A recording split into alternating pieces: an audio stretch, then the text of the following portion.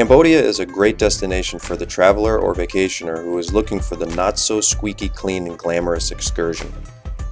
Cambodia is a Southeast Asian country full of culture, a tumultuous past, and signs of a bright future. The weather is tropical, the food is a fusion of traditional Southeast Asian, Indian, and Chinese cuisines, and the sights are nothing short of epic.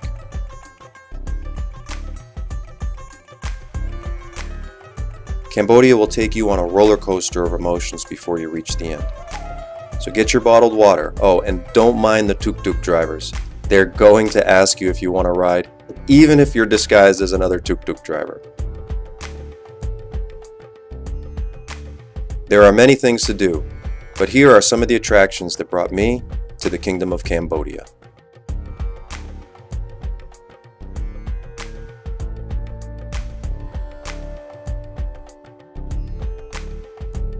The Royal Palace is the residence for the King of Cambodia. If the structures look amazingly fresh and new, that's because many of them were demolished and rebuilt. Still, the complex is full of many buildings that reflect the culture of Cambodia.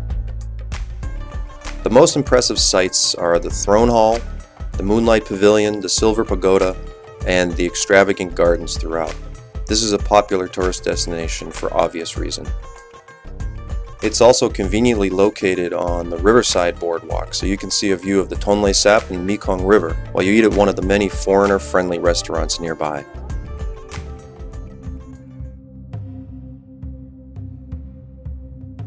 I am one that only had limited knowledge of the Khmer Rouge killing fields.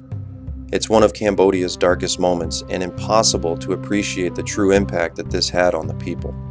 Chong Ek is a preserved killing field site that will both amaze and depress you.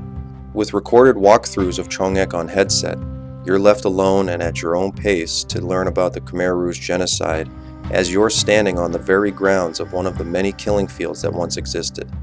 For me, it was actually being in Cambodia, interacting with the people, and then learning about the details of Chong Ek that really drove home the significance of this horrid, infamous event.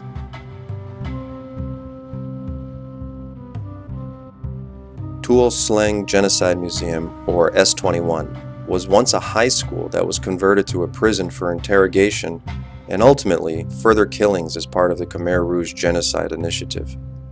It was eerily interesting to sense the contrast between recognizing the building as a school and then seeing the makeshift prison cells inside them. Countless pictures of prisoners and victims can be seen throughout, which really puts it on a personal level. There are photo portraits of some of the nearly 2 million people who had no idea what was happening in their lives, or why it came in the first place. It'll burn vividly in your mind the insanity of an event that most of us would have a hard time even relating to. After seeing the main attractions of Phnom Penh, a 7-hour bus ride will bring you to the other popular destination city of Cambodia, Siem Reap. Siem Reap is a city known for its cultural appeal and truly unique landmarks. The food is incredible, the landmarks majestic, and overall has a laid-back but fun vibe for a place to spend a few days.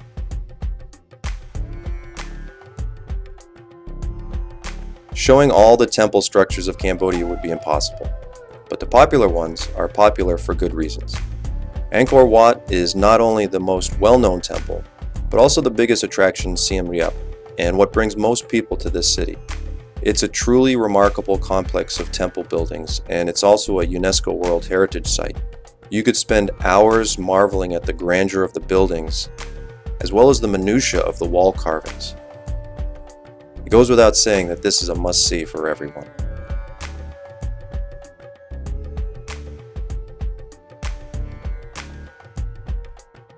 I'd hate to follow up Angkor Wat and say that buzzing around on an ATV is one of my top highlights, so I won't. However, probably the coolest way to see the more organic side of Siem Reap is on a 4-wheeler tour.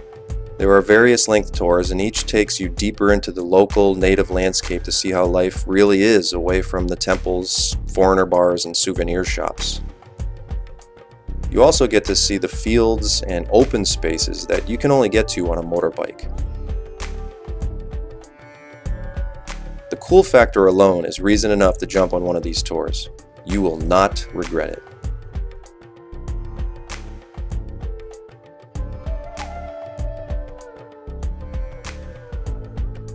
Angkor THOM is a city with multiple temple structures within it. It's probably the second most popular temple destination in Siem Reap.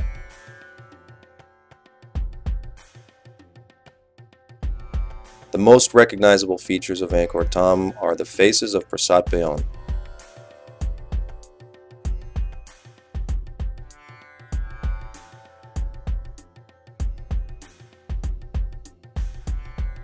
Pub Street is just as the name says.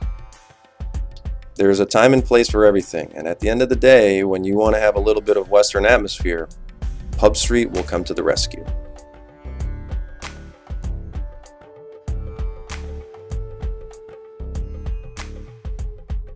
It's a great mixture of bars and restaurants, but it's also surrounded by a fair share of local storefronts and restaurants, and of course, massage parlors.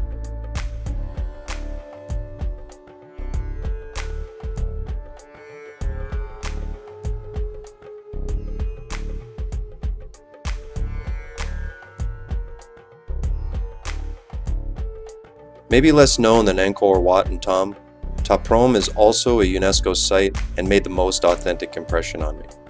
Mainly because it hasn't gone through such extensive restoration as the other temples, and also because of the trees that have grown right into the walls of some of the buildings. Many visuals of Prohm were also used in the movie Lara Croft, Tomb Raider. This is Tom Gates from the Red Dragon Diaries. Thanks so much for watching, and if you like this video, please do give me a thumbs up and follow me for more future adventures. Peace.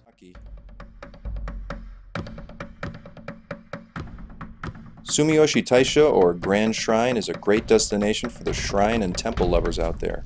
Shrines are for those who practice Shintoism and are often characterized by large archways as you enter the shrine.